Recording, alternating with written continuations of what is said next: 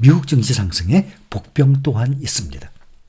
제롬 파월 연준 지난해 14일 연설에서 연준 의장이 금리 인하를 서두르지 않겠다고 쐐기를 박은 데 이어서 또 15일에는 수정 콜린스 보스턴 연방은행 총재가 12월 금리 인하가 사전에 확정된 것은 아니다라면서 금리 동결 가능성을 내비쳤습니다.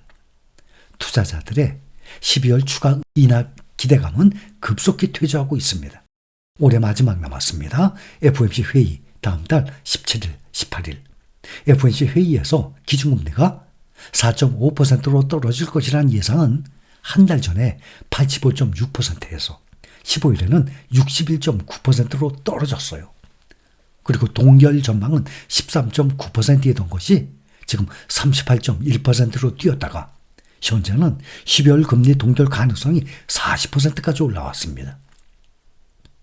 미국의 노동시장이 여전히 탄탄하고 내수 경제 중심의 미국 경제 핵심인 소비 역시 타격을 입지 않고 있다는 점이 확인된 반면에 인플레이션은 다시 꿈틀대기 시작한 데 따른 것입니다.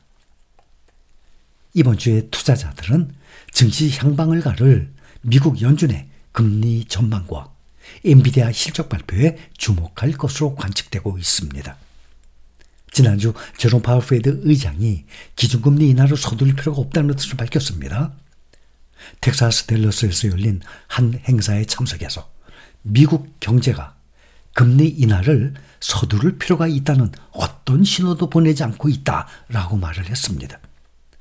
파월 의장이 다소 매파적인 발언을 내놓은 데다가 최근 시장을 이끈 트럼프 트레이드의 차익 실현 욕구 등이 겹쳐서 뉴욕 증시가 하락 마감했습니다.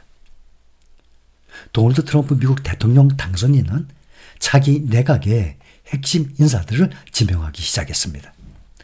트럼프 2기의 윤곽이 뚜렷해지면서 투자자들은 냉정을 되찾고 새로운 경제 여건이 과연 증시에 우호적인지 검토하고 있습니다.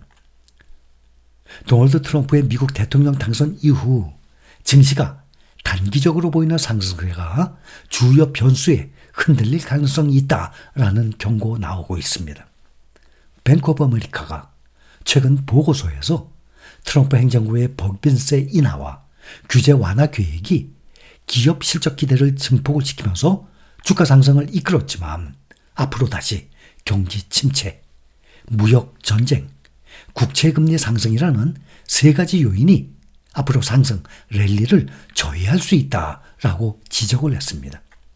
그중에 첫 번째 위험 요인이 바로 경기 침체인데 뱅크 오브 아메리카는 경기 침체가 발생할 경우 S&P 500의 주당 순이익이 최대 20%까지 하락을 할 수 있다고 경고했습니다.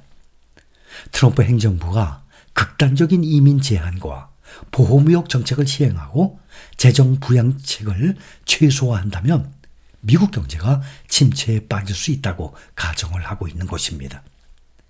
무역 정책이 현실화할 경우에는 보복 관세로 인해서 EPS가 10% 정도 감소할 위험이 있습니다.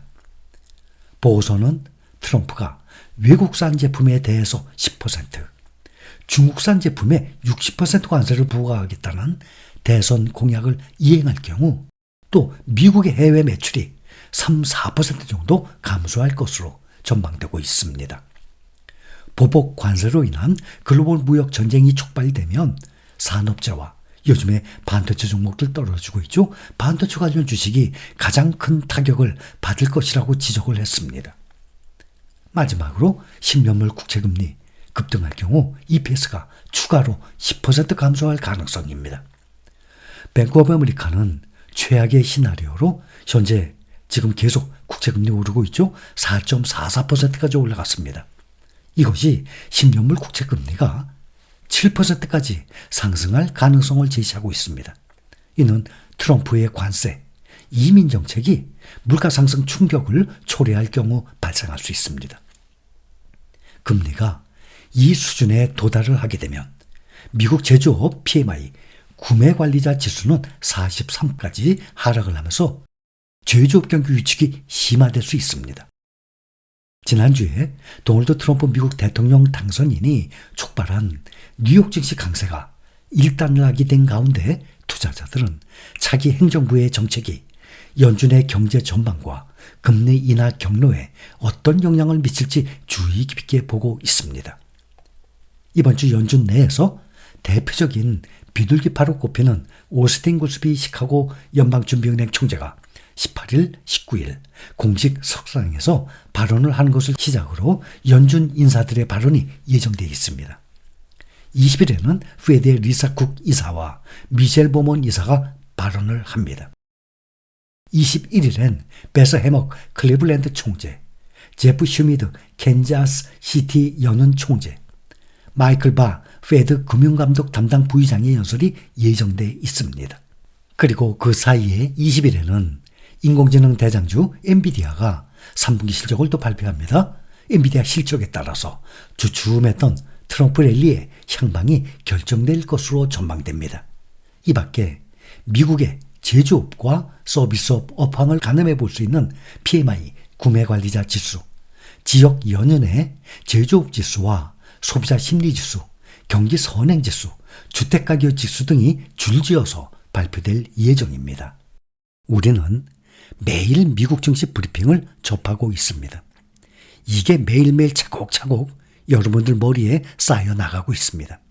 이렇게 매일매일 나오고 있는 수많은 주식, 금융, 경제, 이 국제사회 관련 이런 수많은 기사들 중에서 투자생활 중인 우리가 알아두면 도움이 될 만한 또 일반 상식 수준 업그레이드 차원에서 이 세상을 살아나가면서 남들에게 뒤처지지 않는 시대 감각을 지니기 위해서 이런 등등의 목적으로 우리에게 도움이 될 만한 그리고 꼭 알아야 할 우리의 투자금과 직결이 되는 이런 내용들을 선택해서 여러분들과 함께 공유를 하고 있습니다.